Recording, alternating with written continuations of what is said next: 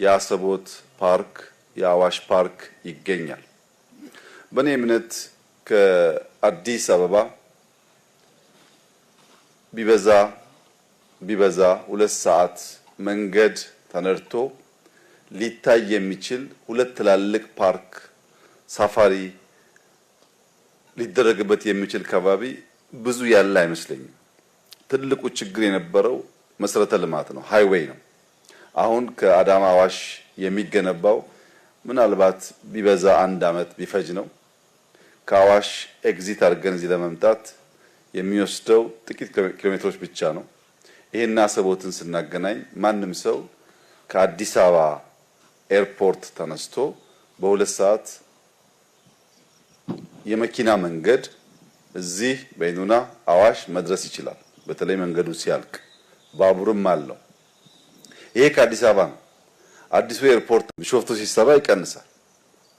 ከቢሾፍቱ ኤርፖርት 2 ሰዓት ባልሞላ ጊዜ ውስጥ በእንደዚህ ባለው ስፍራ መጥቶ ፓርኮች ለማየት እና ብዙ የተፈጥሮ የዱር አራዊት ለማየት መታደል የብዙዎች ፍላጎት ነው። እኛም አቅማችን እያደገ ሲሄድ የምንሻው ጉዳይ ነው።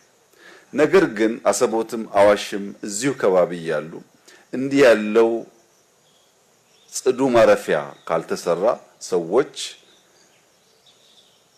ቀሏቸው መተው ሊገለገሉ ሊያዩ አይችሉም። ቢመጡም ውሎ አያድሩም፣ ተመልሰው ይሄዳሉ። ይሄ ለአፋር የመጀመሪያው በር ነው። ከዚህ ስንቀጥል ከአሰቦት በኋላ አፍዴራን ያየን እንደሆነ በብዙ የዓለም ቦታ ላይ ሊታይ የማይችል ነገር በአንድ በኩል ሀብት በሌላ በኩል ደግሞ ውበት የሚታፈስበት ቦታ ነው።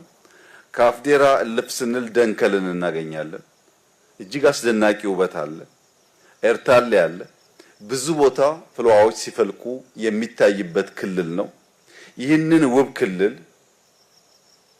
መጠነኛ ኢንቨስትመንት እየሰራን መጠነኛ ድካም እየደከምን መጠነኛ ላብ እያፈሰስን ወርቁን ለማፈስ የሚያስችል እድል ለልጆቻችን መስጠት እንችላለን ከሚል እምነት የሚነሳ ነው። አፋር ምድሩ ብቻ ሳይሆን ሰውም በእጅጉ የተባረከ ነው። ሀገሩን የሚወድ ብርቱ ትጉህ ህዝብ ነው። ለዚህ ህዝብ እንዲህ ያለውን ስራ መስራት